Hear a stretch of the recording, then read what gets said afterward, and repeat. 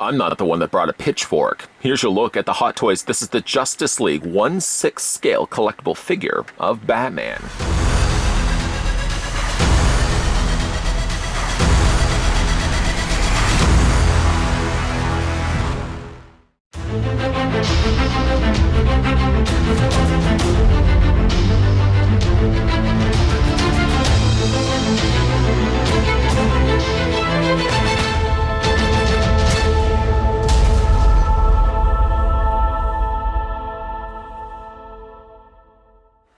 The supervillain known as Steppenwolf and his army of parademons attempt to conquer and reshape the Earth through combined energies of 3 mother boxes. But in order to save the world from this menacing threat, Batman enlists the help of his newfound ally, Wonder Woman, to recruit a team of metahumans to stand against this newly awakened threat and form the Justice League. Hot Toys are thrilled to officially introduce a special deluxe version of the all-new 1/6 scale Batman collectible figure from Justice League.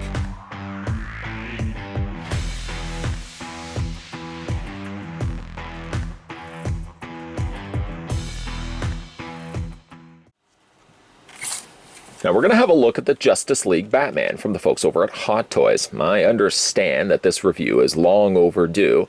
Believe you me, it was something I was very much looking forward to picking up and reviewing for you guys. Sort of now this gives me the opportunity to play catch up on some of the things I really knew I wanted to get around to eventually reviewing.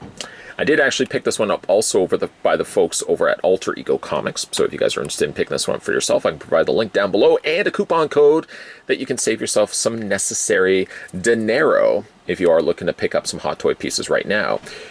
According to the trusty tape measure of mine, the Batman from Justice League stands 21.7, a little over 21.5 centimeters tall, and in centimeters, if, of course, centimeters is your thing, it's my thing, then you're looking at the figure of Batman standing 55.2, a little over 55 centimeters tall. Now, they say hindsight being 20/20. In hindsight, I think I could easily have gotten away with just picking up the standard release of Batman. I'll show you what the exclusive is if you want to get yourself the exclusive version of Batman, but like I said, I think you could have been perfectly fine just to get the standard release. You'll probably see this large mass that's standing behind Batman, and that is actually what is the exclusive. What you do get is this large, and might I also say equally heavy display base, featuring a fallen Parademon. On the front of that, of course, you've got in a silver placard presented to you, it says Batman. Now, the thing about it, though, this marks the only thing that makes this an exclusive. If you do get, for example, the standard release, you're still going to be getting the Ben Affleck Bruce Wayne portraits, so that's included. You don't have to worry about missing out on that. This really just marks the only thing that actually is an exclusive to this release. And honestly speaking, while it's fine and good, I simply just don't have the space for it. And really, I'd like to display all the League in similar styling stands. That's a whole lot of S's. Now, technically, the tactical suit Batman came with the same style of platform as all the other League members, that you could say that this is a departure from that. You get something a little bit different. I mean, honestly speaking, it's not a bad looking stand. I feel like the work done to the Parademon, they probably could have gone in and done a little bit more, maybe showing a little bit of teeth or something. It's a very bland looking portrait of the Parademon. I mean, like, the rest of his body is good, and I have to, of course, acknowledge the fact that this is simply just a base. It doesn't have any moving components. It doesn't really have to be super elaborate.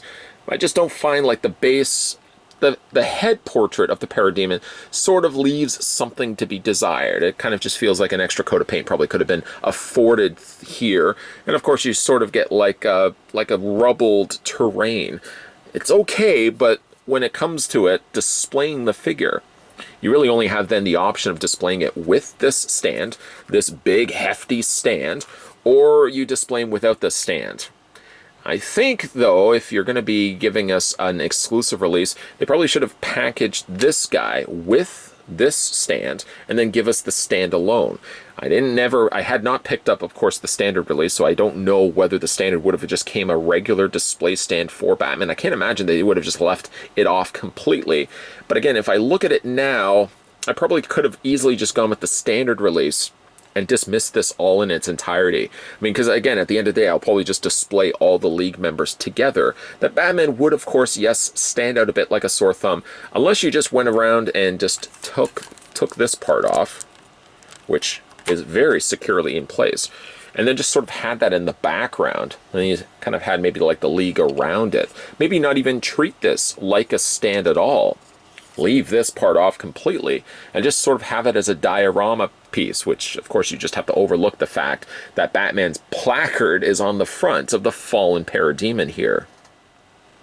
For some comparisons, we can bring in some of the other instances in which Ben Affleck has appeared as a Hot Toys Batman. Now, this one isn't from Batman v Superman. In actual fact, it's from the Suicide Squad version of Batman, which I think is really about the same figure. It's just a slightly darker color scheme for his costume. And then just a little bit later after the fact, we also had a look at the tactical suit Batman. We'll just go ahead and get his legs, there we go, spread out. And these are all the instances. I mean, I do also have the armored version, which was also the battle damaged exclusive. That was the Batman v Superman armored Batman. But of course, if you want to be comparing it solely just as the Batman costumes, these were the other instances that we had gotten from Hot Toys. Now, if you look at them, I can tell right off the bat, and this is, of course, something I'm going to be talking about when we get a little bit more deeper delving into Batman. His torso is very block-like, very squared off. I mean, the tactical suit Batman, of course, has a larger torso because he's got additional stuff over top of it. But even if you, like, look over at Suicide Squad Batman, he has, like, the natural curving in of his torso, broader in the shoulders and kind of tapering off to the waist. The version of Batman from Justice League doesn't quite have that. I feel like it just sort of goes like that, and it's completely just a box shape. So that's one thing I have noticed between the two. And of course, there is a lot of changes that have really been done between the head portrait and overall, like, it's a different feeling looking Batman. It's a different vibe altogether when you look at him compared with some of the others that we've gotten before. Why don't we first have a look at the accessories that come included with the figure, and then, of course, like I said, we'll kind of get into deeper looking at the figure itself. Staples that seem constant here with many of the releases of Batman is the fact that he does come included with his grapple gun, which is in fact the exact same grapple gun that we've gotten before, save for maybe some additional coat of paint that they may have added to the handle. I feel like it's a little bit more of a cleaner job on the handle, but other than that, there's nothing really that's different between this one and all the ones that we've gotten before. Along with that are all the same staples as well. The little tiny, of course, grapple hooks that can just be slotted in place here. I don't know if it's just this one, but I do notice that these don't sit as secure as I remember. Maybe I just have a bad memory, but the possibility, as you possibly already saw, of these slipping out seems a little easy, a little too easy for my liking. I mean, again, there's nothing really holding them well enough in place. You can either take them and put them either to the side, clipped on the side of the grapple gun, or you can put it down below as well. But again, it just doesn't sit as secure as I remember. A couple of other options available, and don't worry, I didn't forget the fact that there's one down there. I'm going to have to retrieve that later. It does also have the extended version of the hook, just of course before he fires that off. And then from there, you can kind of see where everything's going to be going. If you had picked up the ones in the past, you also know that he does have the grapple line. Now, this stays well enough in place that if I tip it upside down and do the blizzard test, it isn't seeming to be going anywhere. But I don't know. I just feel like it doesn't sit as well as it had done in previous instances. And there's a couple of different versions of that. There is the more squiggly lined, as of course it's just now being fired off from the bottom barrel of the grapple line. And then there's the straight, fully taut version, I suppose, of the wire coming out. Now, this is wire, so you could bend this if you wanted to. I find bending wire is never really a good idea because you never really get it back the way it's intended to be. So leave it straight and just display it like that. Or again, like you can display it with this one that has sort of the pulse line running its way, of course, from the bottom of the gun. So you do get included that. We'll put those to the side. We've also gotten this grapple gun also in the past as well. A variation, slightly different. I don't know whereabouts Batman's going to be housing this on his utility belt. He does have larger pockets, but certainly not to accommodate this. It might be like Michael Keaton's Batman, where he sort of just has everything tucked behind his belt, and everything is sort of concealed there. Some nice detailing done to this, even though, yes, you are experiencing a sense of deja vu, the fact that we already have gotten this one before. But it's just a nice little additional piece. I certainly don't expect, while I do think head portraits are something that should change with every subsequent release, getting the exact same head portrait from one figure to another figure, I think is blasphemy for the fact that you're spending $200+ for these figures, or here in Canada, closer to being the $350 price point when you start doing conversion and all that. Ouch. But I think when you do reuse accessories, if it's going to be an accessory that the character does use, I'm not devastated the fact that we get yet another instance of this. I mean, after all, if you're going to be losing one anyways in your collection, then you've got backups to go by. See, you're always looking at the positive points in life. That's the key for a very happy life. Think of the positives. So it does come included with those. We've seen those before. Speaking again of things we've seen before, is a series of Batarangs. You get 3 Batarangs this go around, and I think you actually got 3 Batarangs the last go around as well. They are done in mostly silver, as you can see, and they've sort of been flecked with paint. You can see the surface has been slightly touched by a rainfall of little splattered paints. It's different in the sense that it's not just a pristine, shiny looking Batarang. But part of me would have actually liked if maybe even one of these was a little bit more shinier. Like Batman just literally pulled out his drawer of Batarangs. Would he have a drawer of Batarangs? Anyways, he would have just pulled out his cabinet door and pulled out his new Batarang, and one would have been a little bit more pristine, as opposed to having all of these with this flex that's been applied, of course, just sort of splattered across the surface of the Batarangs. So he does come included with those. I know, all samesies so far. One thing that isn't samesies, though, is his little communicator pad that he uses on his gauntlet. This, as you can see, has been printed with a little indicator right there on the top. And I don't believe we've actually gotten this one before. It's attached via magnet, and there's the magnet right there. And you can just go ahead and take the figure, quite easily enough, and it just attaches to the side. It's just magnetized, and you can most definitely do the blizzard test with that. It's not going to be going anywhere.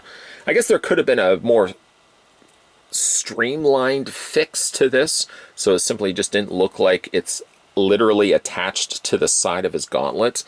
But again, like, I'm fine for the fact that this just attaches via magnet. I don't expect this some elaborate contraption like an Iron Man where I'm going to have to start taking things off of his gauntlets. I really don't like doing that with many of the Iron Man pieces, where you got to start dismantling the figure literally to get the batteries to remove and add, additional cannons or missiles. I mean, this is a really simple fix. You're simply just attaching it via magnet.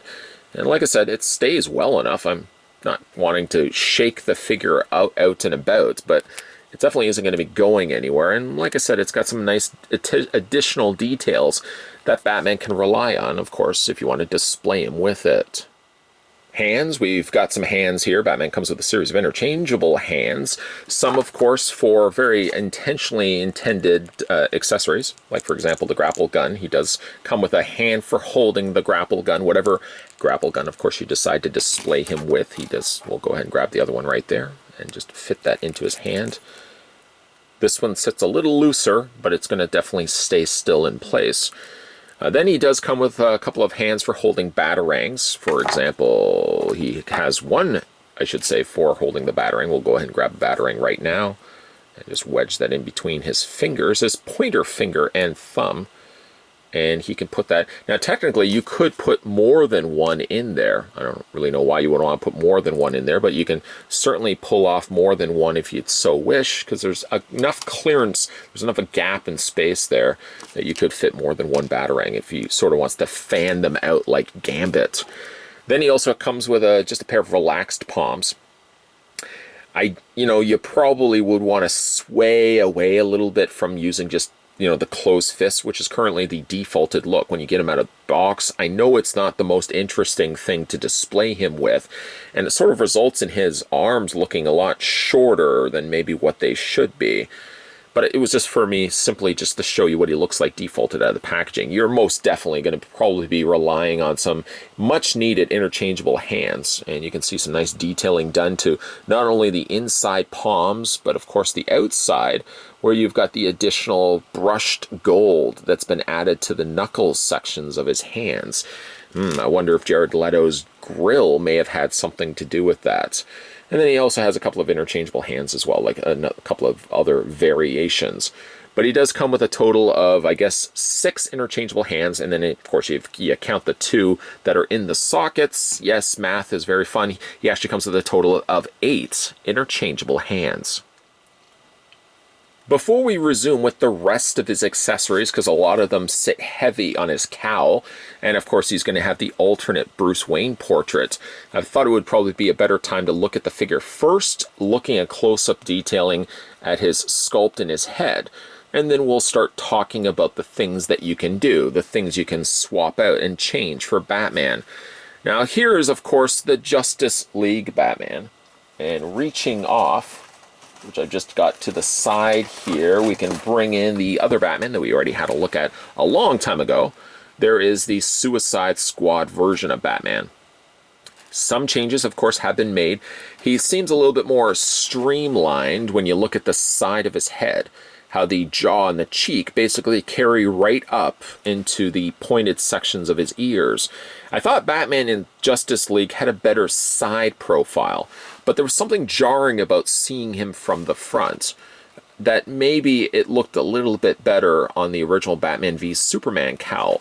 But again, like when you look at it from the side, there's more of a fluid look, where it definitely looks like it's more consistent. As you can see right here, how it just slopes right up and it goes right into his ears. And it's kind of that thing that I like about it. It definitely works a little bit better. But still, from the front, there's something, even in the movie when I saw Batman from the front, it doesn't, for me, it didn't register as well as when I saw the cowl from the side.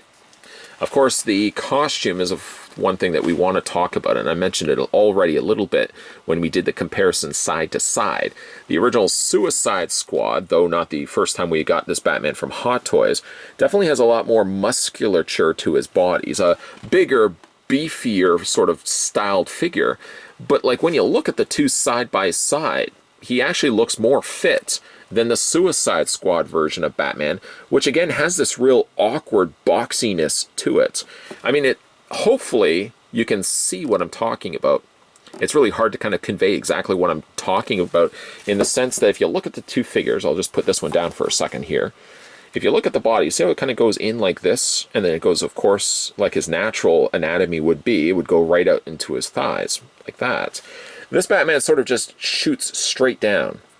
From the top of his torso, it runs all the way down to his knee, and it doesn't look like there's any tapering where it actually curves inward. I almost feel like compelled to go in there, and I'm sure customizers have done this as well, to try to pull some of the additional padding out.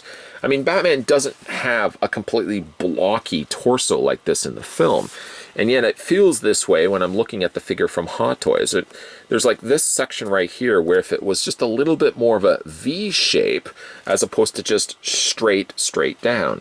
It also feels like his pectoral muscles get lost because of the design of the rest of his body. I mean, here you can really much see it in the Suicide Squad release of Batman, but in the Justice League version, it just sort of looks like it's a continuation of his chest that goes all the way down. As a plus, though, I like the coloring on this one, which is still something that bothers me about getting the Suicide Squad version from Hot Toys, is that it was a more darker color scheme.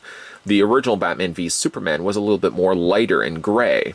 I kind of wish now in retrospect I could have got the Batman v Superman version instead of ultimately the one I picked up from Suicide Squad.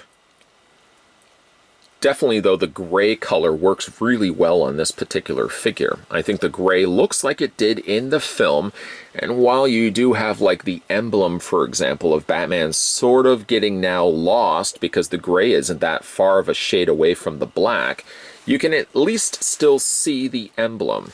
Additionally to that, Batman in the movie has all these additional patches across the abdomen section, across his bicep, across his shoulder area here.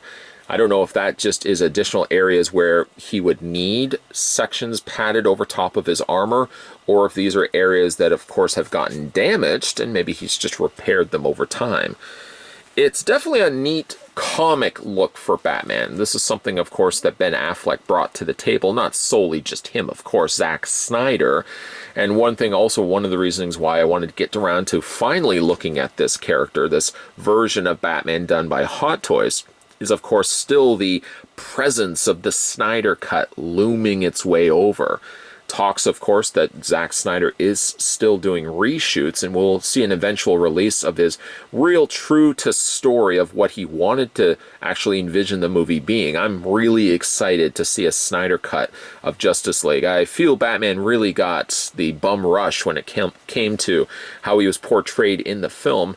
I'm hoping the Snyder Cut will rectify some of that. But of course, we're not talking the Snyder Cut here. We're talking the Hot Toys version of Batman. Like I said, that the portrait works the best from the side. From the front, it's still good, but it has a very kind of teardrop shape to it. Kind of really bothered me in the film. As a testament, certainly, as what Hot Toys was able to pull off, the likeness is uncanny to Ben Affleck, right down to the stubble that they've painted in. Hopefully you can see there a real close-up look at his lips and his mouth, and of course the little cleft in his chin. Love the fact that this Batman also had stubble. We don't need to have Batman fighting crime and worrying before that about getting that last shave in. Wrinkles that have been sculpted onto the side of the cowl, and you can also see the texturing done on what would have been like a latex rubber cowl. The dark areas of Batman's eyes, of course this one also has the furrowed brow there on the top there. It's a really, really nice portrait of Batman. The neck seems like it's a little too narrow for my liking. I feel like it might have been just a little bit wider, could have also fixed the problem. There's definitely things that plague this Justice League Batman, but they're not things that I feel are a deal breaker and make you pass the chance on wanting to pick him up. Are there things that I would have changed to it? Like, for example, slightly wider neck, yes. Less than box, square-shaped torso, probably would have corrected that a little bit. But overall, like, not a bad looking figure when it's all said and done. On the side, he's got his, of course, gold gauntlets. You got to be really careful of these. Let me just show you what's happened from the time of just holding the figure before reviewing.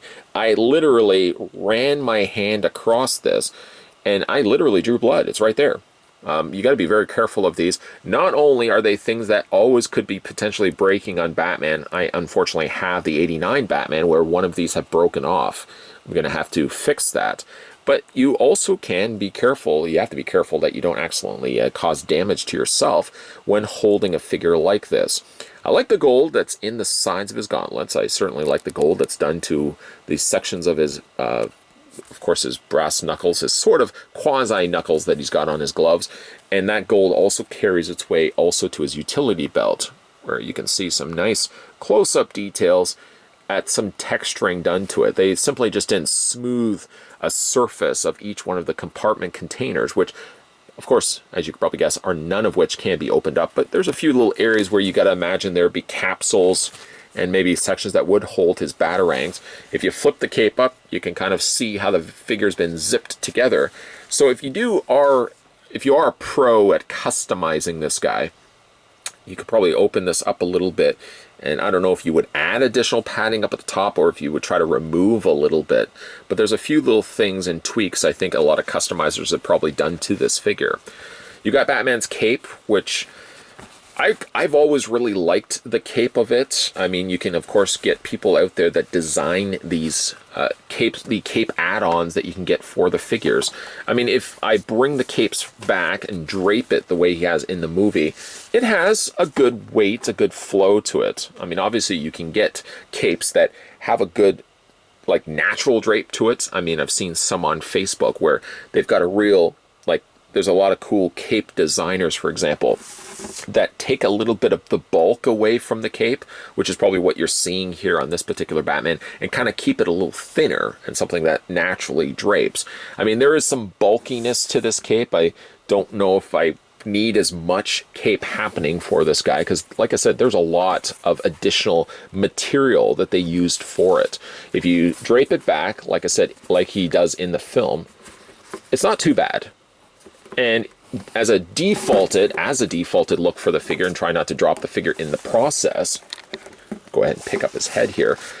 If you drape it like that, it doesn't look like it's as bad.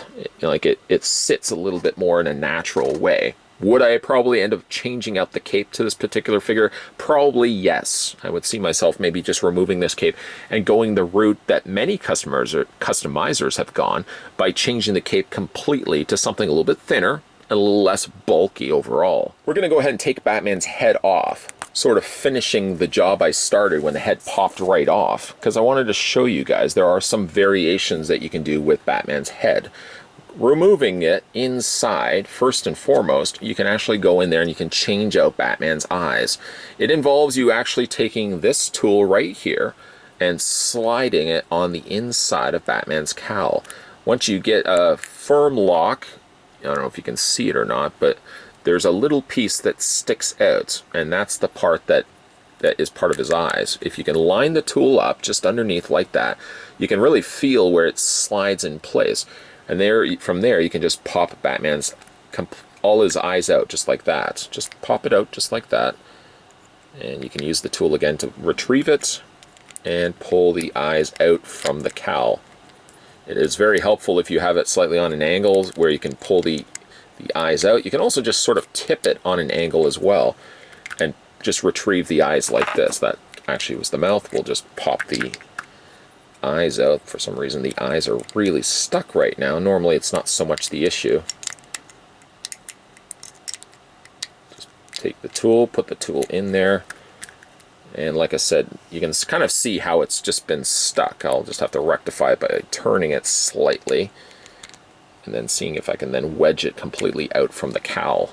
Now, you're probably wondering why I went through so much fuss to get the eyes out. Well, it was simply just to show you the 3 variations of eyes that Hot Toys provides to you. This was the one that we had pulled out where the eyes are staring straight forward at you, but the variations to those is you get 2 where one's looking off to this side and this one here is looking off to the other side. To replace those back in, you're going to go ahead and just take the tool and line it so it's flat like this. You don't really want it this way, but line it just to the back. You'll feel a secure enough place where the eyes aren't going to be going anywhere. And then try your best to get that and navigate it back through the opening of the cowl. Now, I don't know if it's just me, but I've noticed that this particular cowl of Batman has one of the hardest to change out eyes. It doesn't give you nearly enough of a cavity to get the eyes through. You're also going to be competing with that magnet that's right at the bottom. That's going to be, of course, for changing out the mouthpieces. But just slide it through. Make sure, of course, you may have to actually put it in on an angle slightly. And then from there, you're just going to line it up and fit it into the socket areas. And as you can see, though, sort of the same problem that we had before. There's very little clearance in there, I'm pointing at it right now, to actually navigate too much of it. So I'm personally always one that just usually displays my figures with the eyes straight forward, but it was simply just to show you guys that there is the means to display Batman with, of course, eyes looking this way, eyes looking this way. But either way you do it, you're going to be having a lot of problem because, like I said, there's just not enough clearance in there. If this was just a little bit more open, but then, of course, that would widen the sides of Batman's cowl. Even if they had made the eyes, well, you couldn't even have made the eyes a little bit more narrow. That human anatomy doesn't work that way. It's just one of the more finicky eye socket placements that I've seen on some of these Hot Toy figures. Luckily, changing out the mouths aren't as difficult as the eyes. You just go ahead and remove that via the magnet, and you can replace it with the other options that they provided with the figure. You can get this one where it's a slightly more open mouth, which I'm kind of liking this one as my preferred look for Batman. Or if you want to have an angrier Batman, you can also display him with this look, which I kind of like this one as well. Leaning more, I feel, to possibly this one with a slight mouth open. At least they give you a couple of options, and again, it's not as difficult at all to change these out. Oh, the eyes are really a pain in the butt. Luckily, I was finally able to get that in there. I think the key was once you just line it up straight, take your finger and if anything, just push that up and line it up yourself, and eventually getting the eyes in place. I certainly don't want to be doing that very often at all. I'm just likely going to be settling with the eyes looking forward.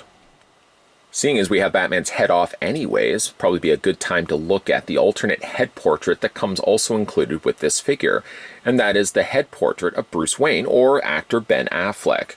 I think that is a stunning recreation of the likeness of Ben Affleck and how Bruce Wayne appears in the film, right down to the fact he's got the little grays on the sides of his hair. Personally, for me in the film, I would have preferred a more younger presented Bruce Wayne. It could still have been obviously Ben Affleck, because I think he nailed it as Batman. But I don't think I would have added as many of the gray hairs on the sides. I know that's a continuation of Batman v Superman. I would have just liked a more jet black hair for Bruce Wayne. I mean, it's my own personal preference. But what a great looking head portrait of Bruce Wayne. The problem with this is, of course, the problem that comes with any time you get a Hot Toys figure that comes with an alternate head portrait. My biggest issue is not so much the fact that he does include it, but the fact that he has two equally good head portraits. I mean, for me, for displaying Batman, I'm going to go this route. But now it leaves me with this head just lingering around. If only this guy was packaged in a way the same way that the Batman Returns version was done, in a 2-pack, where you could have gotten a standalone Bruce Wayne, and then of course the Batman Returns Batman. If they had done something similar for Ben Affleck's version of Batman, where yes, in fact, you could display Batman still with this head portrait, and then you would have a brand new body with brand new tailored clothes for Ben Affleck's Bruce Wayne here. Ultimately, I think it's going to result in me having to buy and Frankenstein a body together, brand new body, and get the suit and all that stuff together, so I could actually have Bruce Wayne as well. Because I really don't want to forfeit giving up this head portrait, just so I could display Batman with this head instead. But if you look at the real close-up details on this particular piece, the fact that they give him stubble is one thing, but the fact that they also would go in and give him the pores, which you can see on his skin surface, that's pretty incredible. I'm really liking this head portrait. Again, it probably will result in me having to go out, buy a blank body, just a regular 6-scale body, get the suit and stuff put together, and then eventually put this head on top of it. Because I think it's too good just to leave in the box in favor of Batman's. Now, if you want to put this on this Batman body, I've done a couple of things in preparation for it. I've obviously removed the cape. The cape's over there. And I've also removed this piece right here. This is just, of course, the part that Batman's cowl would fit over top of. It just slides over like this. And then this piece right here is a ball socket that would fit over top of the ball joint right at the top. Does it make sense? Okay. I'm going to grab the body like that. You can see the open area of the ball joint. You need this piece right here. I think it helps to aid fill out all the stuff that's sort of missing for the fact that that extra piece isn't there. It doesn't even stay in place. I mean, there's supposed to be these little tab sections. I mean, you can kind of see on the sides how there's these little tabs, but I don't see an area on the suit where there's an actual tabbed area. It just sort of fits in between right there. I don't know if you can see it or not. It fits kind of on the sides of the opening here, and you just snap it in place. But it doesn't really, like I said, doesn't stay well enough. It feels like it wants to pop itself back off. And then from there, you can go ahead and take the cape. You can do a much nicer job, I suppose, of performing this than what I'm going to be doing. I'm just showing you guys how this attaches in place. I mean, you really could leave the cape off too as well, but for this, we're going to put the cape on. Just going to bring it down slightly. So what it's essentially doing is it's covering over that opened area. And I don't know if you saw it or not, but that piece also had a little bit of a Velcro right on the back. It's just enough that it catches and holds the cape in place. Well, then you can go ahead and take the Ben Affleck head portrait and just fit that into now that ball joint. And it just sort of wedges in place. But I feel like a lot of times while I'm doing this opening here doesn't give me enough clearance, so I feel like I'm having to fit it in on an angle and then push it down while I feel like it's rubbing against the sides of the neck. I don't know if I'm missing something specifically, but it definitely doesn't feel like there's nearly enough of an open slot. I guess that's the whole idea. It's supposed to be a secure fit. But then you just push Ben Affleck's Bruce Wayne's head portrait down, and you've got the alternate head. Again, we want to just show what the Bruce Wayne head sculpt looks like next to the Batman side to side. It's a bit of a debate, isn't it, as to which one is the better head sculpt, at least for your own collection. Still leaning towards this one in all honesty. But I mean, this one's a strong contender for something that I don't normally do. And like I said, that's building a figure from scratch, which I'm probably going to ultimately do here for the Bruce Wayne head portrait.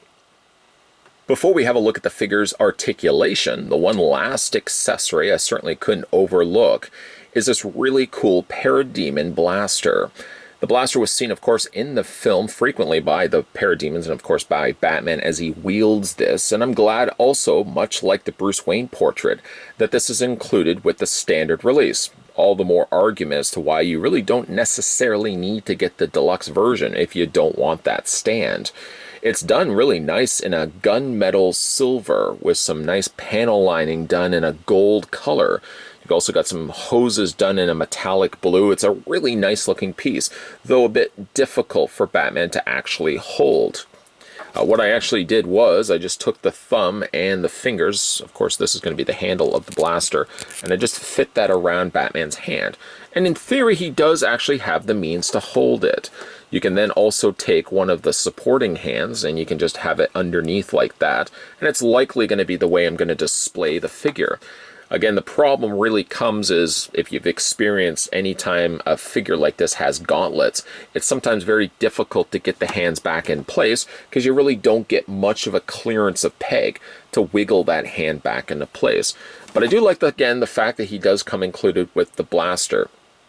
I'm still sort of torn as to whether I want to display the figure with the Parademon stand, because I know it's going to take up a lot of extra space. It's certainly going to increase how tall the figure stands in my detolf, but most definitely I'll find myself displaying Batman with this really cool looking blaster. With that being said, let's have a look at the figure's articulation. Now, Batman's head is technically on a ball joint, and along with that comes all the benefits of having a figure on a ball joint. But one of the same problems that faces a lot of Batman figures, well, that's not 100% true. There were some Batman figures, like the Bale figure, for example, that had a separate headpiece. You remember that one actually sat on a magnet. This Batman sits very securely snug on a ball joint. But unfortunately, this part of the neck is all attached to his head. So when you are rotating it, you're sort of unrealistically shifting this part of his cowl too.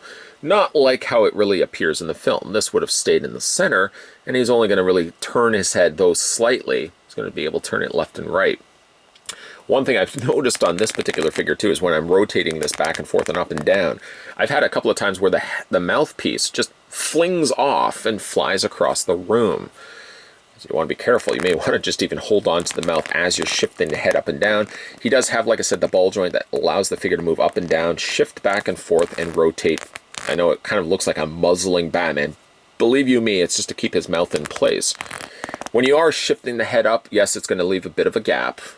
So you may want to just kind of keep his head more at a leveled place and then shift the head back and forth from there. And there goes the mouthpiece. That's exactly what I was talking about. We'll just replace it with this one for the time being. Still not sure which one I'm going to go with anyways. Now, when it comes to his torso, this is, of course, any problem that is plagued with Hot Toys figures that either have really constricting suits or have additional padding. Batman's torso does shift up and down, but you never really feel like it's keeping that pose. It sort of feels like you're just squishing a really dense pillow. I mean, moving it up and down, sure, there's possibly articulation in there, but it's really not going to be doing much of anything. As I said, it's like a really dense, it feels very much like a dog toy. That really dense foam material is making up the majority of his body, so there's not a whole lot that's happening right there. The shoulders hinge out, but they're really advising that you don't want to have it too far out. I mean, try to keep it below a 90-degree angle, maybe at around a 45 is your best bet. And then that guarantees that nothing is going to get damaged to the joint, and certainly nothing's going to get damaged to the fabric seam as well. The arms can shift forward and back, but you're sort of really also limited. This is all the joys and benefits of collecting Hot Toys figures. They're great to look at, but you very much quickly learn that you have to be handling these things so much with care that every time you feel like you're babysitting these pieces, like, you know, you can't move it too far forward, you can't move it too far back, you got to worry that faux leather will start to degrade. You got to worry that foam will start breaking down. Well, as I said, it's all the joys of collecting these Hot Toy figures. Swivel at the bicep. There I go almost. Oh, I think I did prick myself again on these very sharp gauntlet blades. The elbows do bend at what possibly could be a double hinge on the elbow, but it's concealed inside the rubber layered suit. It's very dense, like I said, material suit that he has. And through that, also the hand popped out. You'll see also what I was talking about earlier about, because he has this gauntlet piece, I had a real problem with my armored Batman that was the same thing. Because the gauntlet sticks so far down, you really don't get a lot of clearance to reattach hands. Sometimes I've actually just taken the peg completely out, put it back in the hand, and then put the hand back in. Just one thing that you can do if you want. We'll just go ahead and get that hand back into place. There we go. And again, it's just want to bring this up a little bit and just wedge that back into place like so. There we go. Batman's legs are pretty much more of the same. You can get a little bit of a splits going, but it's not advising you to do much more than that. See this seam line right here?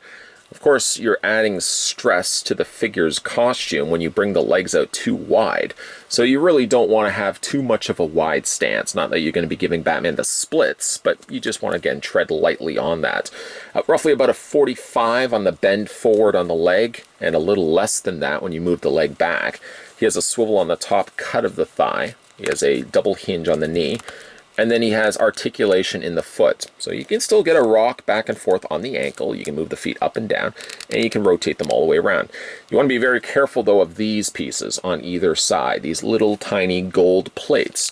As you are shifting the feet back and forth, these are going to be moving out, which is good on paper, but you want to turn this too much that it clips those and rips them right off. But like I said, he does have foot articulation, and just in case you are wondering, yes, Batman does have sculpting on the undersides of his boots as well. On a sculpt level, I do really like the Hot Toys Justice League Batman. He does feel like he's an upgrade to the previously looked at and collected Suicide Squad Batman, which now when you look at the two side by side, this one feels a little bit more streamlined. That being said, though, I still feel he's the greater than the sum of his parts. In other words, if you had to look at it, and if you really wanted to nitpick this figure, you probably could find some minor flaws to this that you wish Hot Toys could have corrected. For me, I could overlook things like a narrow neck, and in favor of that, I would probably say my biggest problem with this figure is probably the square torso that he seems to have. Again, when you look at it from certain angles, it's not so bad. When you look at it straight on, like right now, yeah, his torso does look a little boxy for my liking. The coloring of his costume is really nice. Like I said, both head sculpts are really good on this guy. Enough that I would consider the idea of once again building a figure from scratch just so I could make use of that Bruce Wayne head sculpt because it's that good.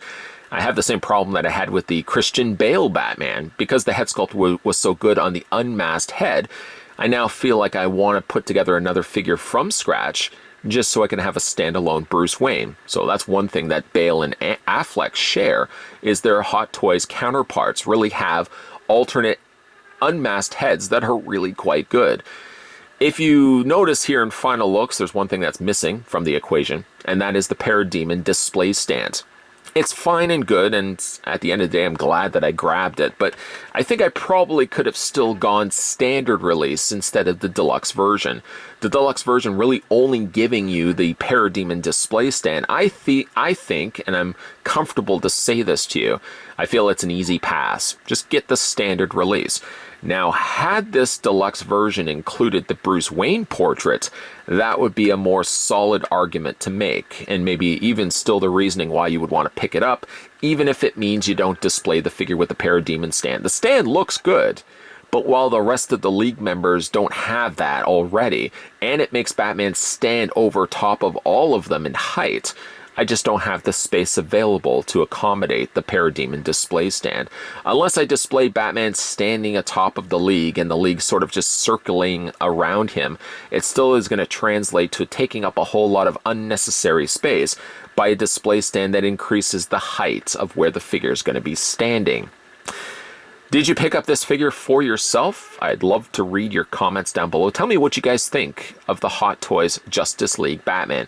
Again, like I said, he's greater than the sum of his parts. Looking at from a distance, I would have been disappointed if I had not added this one to my collection. Ben Affleck is greatly becoming one of my favorite Batman actors of all time, right next to Michael Keaton. And the idea of passing on a Justice League Batman, it was no dice for this humbled reviewer. If you guys are interested in picking this one up for yourself, I don't know if he's still available, but I picked this one up over at Alter Ego Comics. Usually my go-to place for many of my 6-scale figures. I like the fact that they double box all of their 6-scale shippings, so if you are looking to get this one and have it delivered to your door, you don't have to run the risk of a wet box, a wet mailer box, which I can tell you firsthand has happened frequently when I just have the regular brown mailer box delivered right to my door. I've gotten water damage to the side of the box, and luckily the contents were perfectly fine, but I don't want any of that. And luckily Alter Ego Comics doesn't do that. They double box it. So that's already a great positive thing. The customer service is some of the best around. And like I said, getting this figure for myself, I definitely want to add this one to my collection. Alter Ego Comics luckily had this one in stock, and I jumped the chance to add this one and order this one right away. If they don't have this one available, certainly if you do want to shop around their website currently, you can currently also use the coupon code of SPOT15 and save yourself $15 off your minimum purchase of $150 or more. So again, if you are interested in picking this one up for yourself and it's still available, why not use the coupon code of SPOT15. Today, like I said, we were having a look at the somewhat new, I know I'm a little behind on getting the review done for this one. Usually when it comes to Batman, even if the time is a little delayed, rest assured a review will be coming, especially with the Snyder Cut looming. Let's hope it actually becomes a real thing, and we can be talking about this a year from now of how good the Snyder Cut of Justice League was, where Batman wasn't so much a wuss. Yeah. I didn't like him in Justice League at all. He was fantastic in Batman v Superman. They wimped out Batman for Justice League, I'm just saying. If you guys are new to this channel, make sure you hit that subscribe button down below. If you are new to this channel, make sure you hit that bell notification. And if you're new to this channel, keep your peepers peeled, because there's going to be a whole lot of videos coming your way. As always, thanks for watching, and I'll see you guys next time.